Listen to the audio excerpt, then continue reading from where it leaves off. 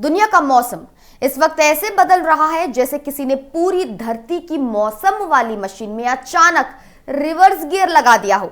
ज्वालामुखी, चक्रवात, बाढ़, सूखा, हीट वेव सब एक साथ इतना ज्यादा तेज और इतना ज्यादा खतरनाक दिख रहा है। सोचिए, आपकी कार फुल स्पीड में आगे जा रही हो और अचानक बिना चेतावनी के रिवर्स गियर लग जाए। ना आपके हाथ में कंट्रोल, ना ब्रेक का असर। यही हाल आज धरती के मौसम का हो रहा है। भारत से लेकर यूरोप, अमेरिका और ऑस्ट्रेलिया तक एक्सट्रीम वेदर अब इक्का दुक्का घटना नहीं बल्कि लगातार होने वाला नया नॉर्मल बनता जा रहा है। धरती के करीब 20 से 30 किलोमीटर ऊपर स्ट्रेटोस्फेयर में हवा की एक ताकतवर धारा चलती है जिसे QBO कहते हैं, यानी कि क्वासी बाइनियल ऑस्किलेशन इसे कहा जाता है। आमतौर पर यह धारा हर 28 से 30 महीने में अपनी दिशा जो है वो बदलती है, कभी पश्चिम से पूर्व, कभी पूर्व से पश्चिम, और यही ऊपर से नीचे तक मौसम को एक तरह की धड़कन देती रहती है। नॉर्मल सालों में QBO की दिशा जनवरी फरवरी के आसपास बदलती है, लेकिन इस बार हवा ने नवंबर में ही अचानक पलटी मार दी।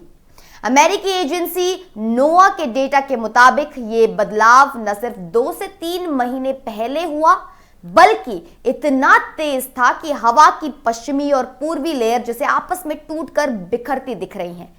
इसे ही साइंटिस्ट QBO कोलैप्स कह रहे हैं। इसी के साथ पैसिफिक ओशन में ला नीना एक्टिव है, यानी समंदर का सतह तापमान सामान्य से ठंडा है, जबकि हिंद महासागर और पश्चिमी पैसिफिक कई जगह रिकॉर्ड्स गर्म चल रहे हैं। ऊपर की हवा की दिशा उलटने और नीचे समंदर के ठंडा गर्म पैटर्न के टकराव से पूरी ग्लोबल सर्कुलेशन गड़बड़ा रही है। नमी कहां उठेगी, कहां गिरेगी, ये पैटर्न नॉर्मल मैप से बिल्कुल हट चुका है। मौसम वैज्ञानिकों के अनुमान के मुताबिक 2025-26 की सर्दी में उत्तर भारत में ठंड के लंबे और अनियमित दौर देखने को मिल सकते हैं। कहीं लगातार कोल्ड वेव तो कहीं बीच सीजन में अचानक गर्म दिन।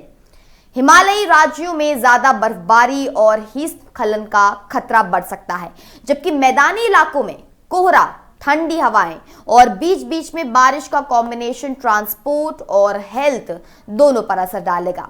अगले साल की गर्मी में मध्य और उत्तर पश्चिम भारत में हीट वेव के लगातार लंबे स्पेल और 45 डिग्री से ऊपर तापमान की आशंका जताई जा रही है।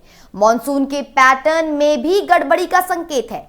कुछ इलाकों में कम बारिश और सूखा, जबकि दूसरे इलाकों में शॉर्ट पीरियड में बहुत ज्यादा बारिश से फ्लैश फ्लड जैसी स्थितियां बन सकती हैं।